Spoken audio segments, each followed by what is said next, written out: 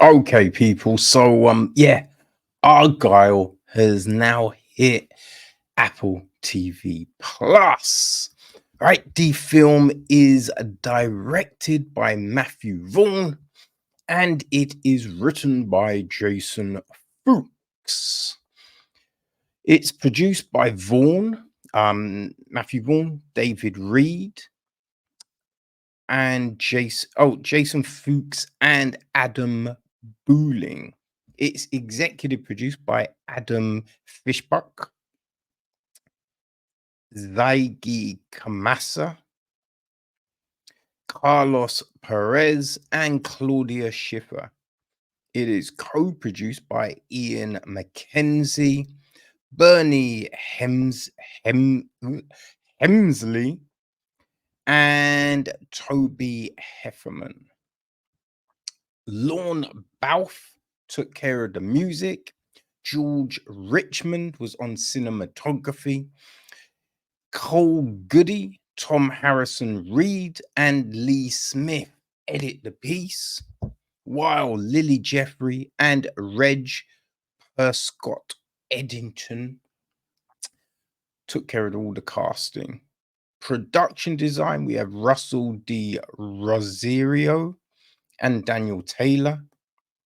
Art direction, we have Damian Leon Watts, Evita Smidit, Greg Shaw, Joe Riddle, Kwame Ahekan Uzwu, Rebecca Milton, Simon Marseille, Celestra Kimmins, Chris Howes, Robert Haynes, Oscar De Rosio, and Caroline Barkley. Robert Wishhosen Hayes was set decoration, and Stephanie Coley was costume design. So the cast. All right. Argylle, Agent Argylle is played by Henry Cavill. The Keeper of Secrets, Lagrange, was played by Dua Lipe. We got Elly Conway, played by Bryce Dallas Howard. Right, we have got her cat Alfie, played by Chip. Her mum Ruth, played by Catherine O'Hara. Right, there's Aidan Wilde, played by Sam Rockwell. We've also got boy, this gets a little crazy. Right, director Fowler is played by Richard E. Grant. Then we have got director Ritter, played by Bryan Cranston. Deputy Nolan is played by Tomiwa Edwan. Deputy Director Powell, played by Rob Delaney. Bakuni is played by Stanley Morgan. We got Alfie, ex-director Alfie, played by Samuel Jackson. Leonard, played by David Bedella. We've got Lee Na, played by Jing Lucy. Wyatt, played by John Cena. Carlos, played by Thomas Pardes. Kira, can't forget Kira, played by Arena Dabos. The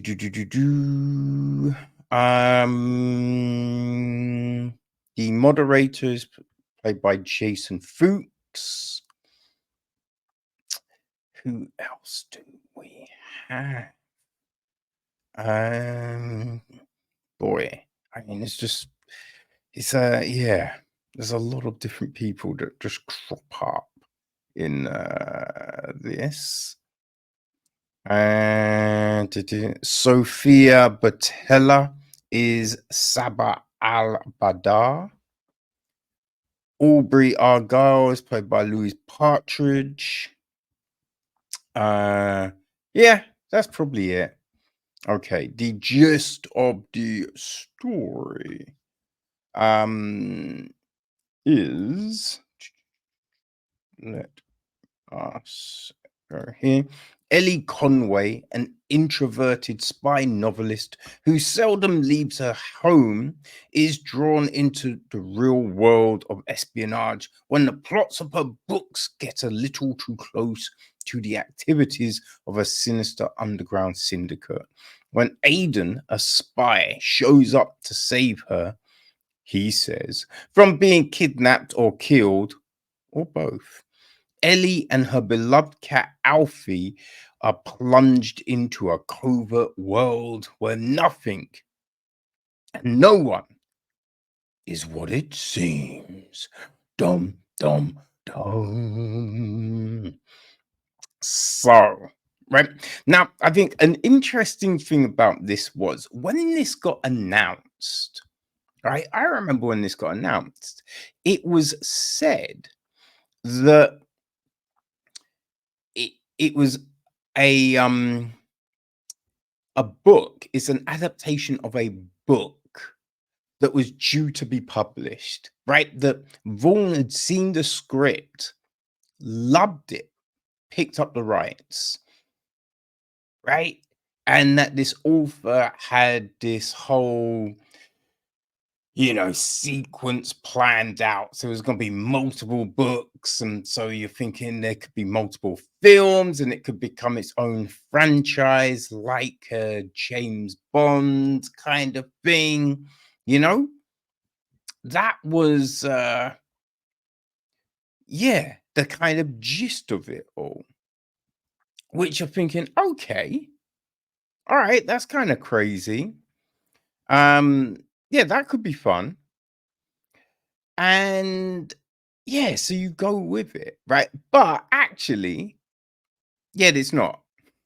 There was no author, right? The author thing comes from the fact that Elly Conway is meant to be an author, right? That's the whole thing. Which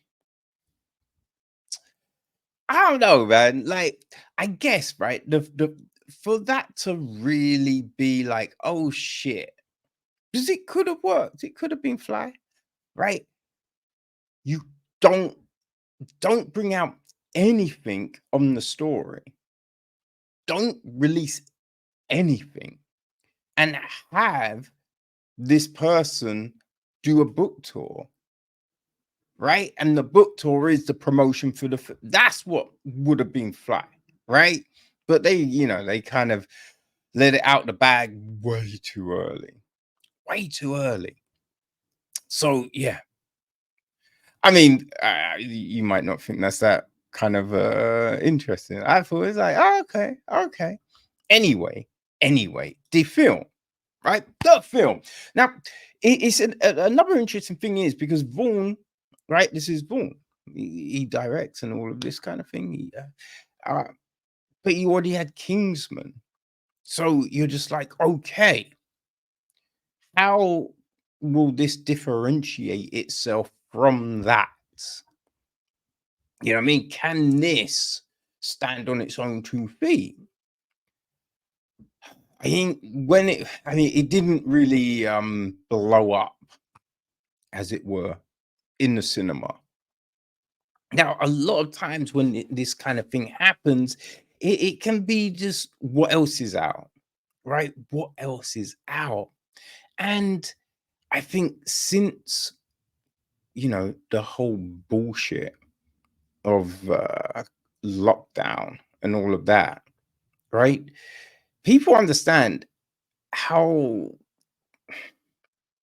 shabby cinemas can be, right? Unless you've got a dope ass place near you, right? Like an Everyman or a Curzon, you know what I mean? Something like that. Or a nice little indie cinema, like you know, the Prince Charles, something like that, right? Cinemas, yeah, they're not always that good. I mean, Picture House Central, that's a nice cinema. But a lot of them, bit shit. So like they, you've got all the noise going on, people talking on their phones, just all of that bullshit. So it's just like, why am I really gonna pay money? Because it's not cheap anymore to go. And so yeah, that can be a big thing because you're just like, you know what? I'll watch it at home, right? Films are dropping on VOD a lot sooner. So sometimes it's just like, I'll just watch it at home. So it doesn't necessarily mean a film is bad. Yeah. So yeah, I was interested coming into this because I did enjoy the first Watchmen. I thought it was kind of funny, you know. It got a little bit like that there was a thing at the end which was just like, wait, what? But other than that, it was all right. I liked it. Now, with Argyle, because we start off with this whole action sequence kind of thing, and you're like, okay, let's see where this goes. It's over the top, it's crazy. Then we're like, oh, this is what it is. You're like, okay. Then it can be that crazy, right? It gives you that latitude to just be insane and you not roll your eyes like it's Fast X. You know what I mean? But then we get that next level of just insanity, right? Where you're just like, wait, what? Like the whole train thing and everything like that. And it's just like, wait, what do they say? I don't know if I can buy any of this shit. Now, there's certain things that then got revealed where you'd be like, okay, that can make sense. That can make sense. The whole parent thing, you're like, okay. But the whole memory thing is it's a little goofy and it just makes the story mad convoluted, right? Just mad convoluted. Because when you look at things like the Bourne films, right? Especially the first one, Bourne Identity, I think that's the first one, right? Now he has no memory and he's getting it back. But you have all of these things that are built in, right? It's muscle memory, it's all kind of stuff. So he's getting these glimpses, but it does take a while, right? I think even going into the third film, he still hasn't got it completely back. In this, memory comes back pretty fucking quickly, pretty quickly. But the big thing being, when you consider everything, 5 years 5 years is a long time. Now, how the fuck was no one being like, yo, you know what I mean? In that time, in 5 years, no one is gonna be like, hey, you know what I mean? That I find that baffling. Also, when you consider a lot of this shit, right?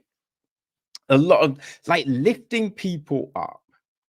And I've talked about this in regards to other things like rock climbing and all of this shit, right?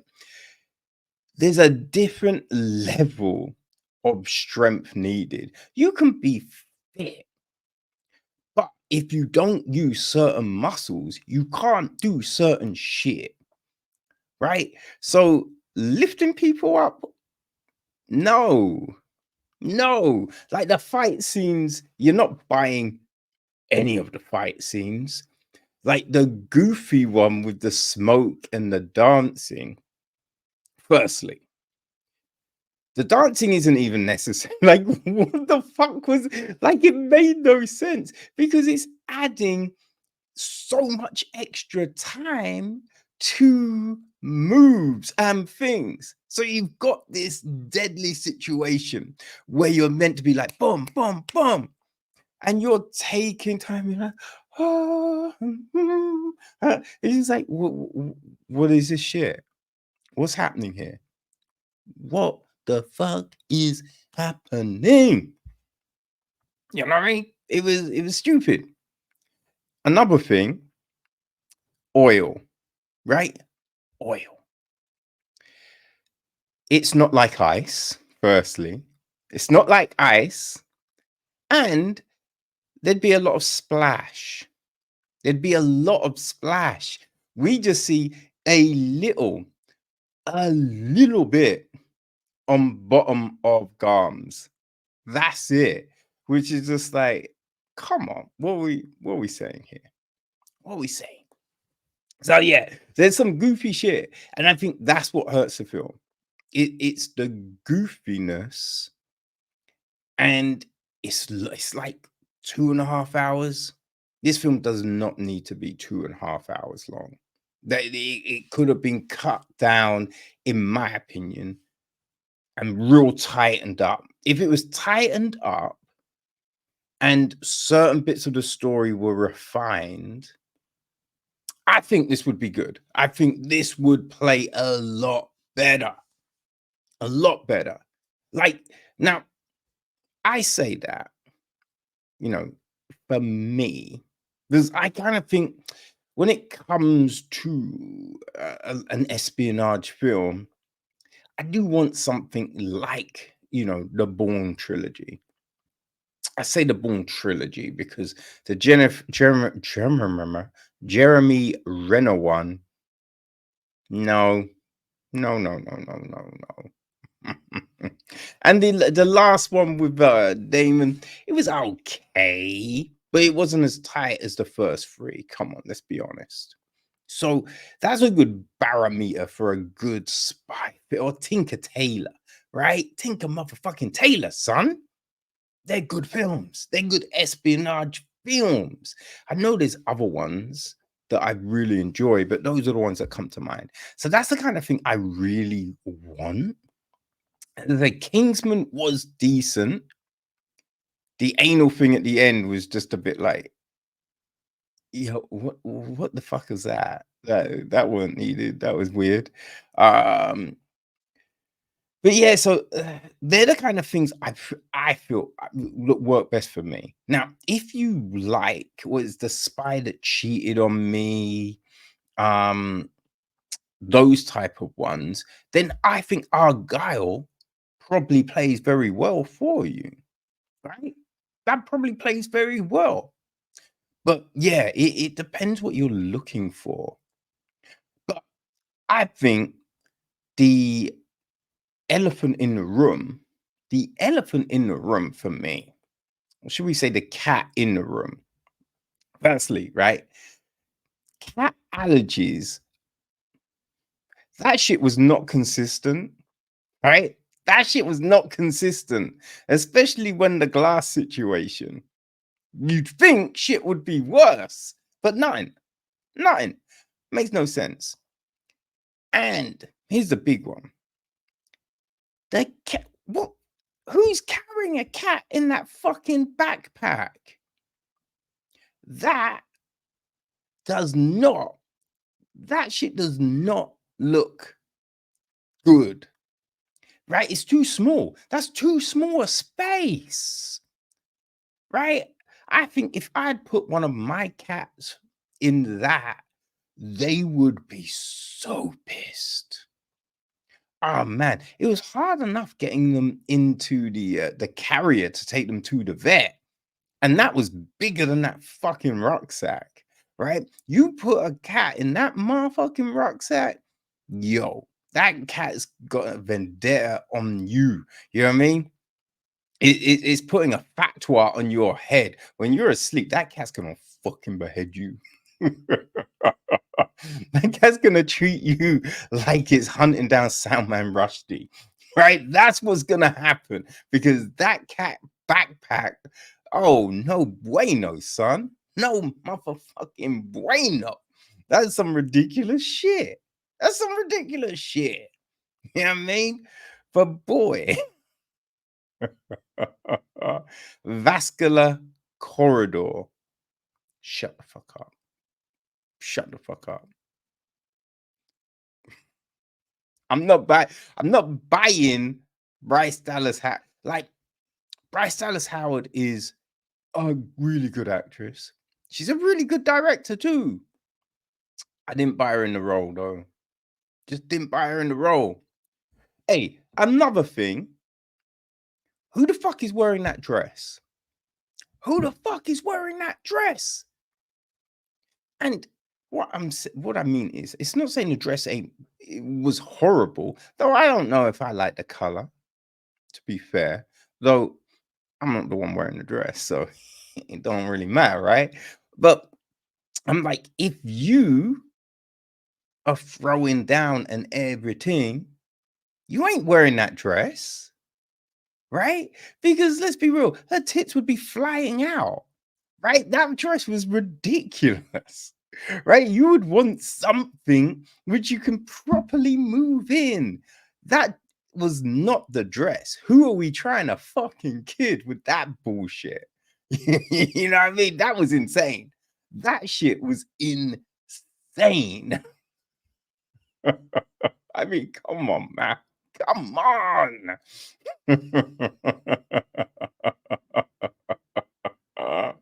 But yeah, I don't know, man. As I said, yeah, I think let's leave it with this one, right?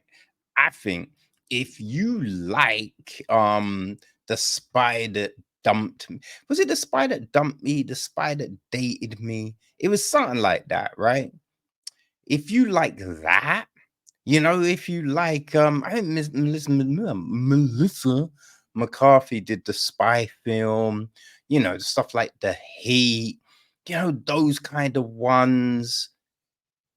If they're for you, The Man from Toronto, if you enjoy those spy-ish films, then yeah, Argylle is your joint. Argyle's your joint. Don't go in hoping for a Bourne film, because that's not this, right? That's not this. I mean, it is on par with some James Bonds. There's a lot of goofy ass James Bonds, right?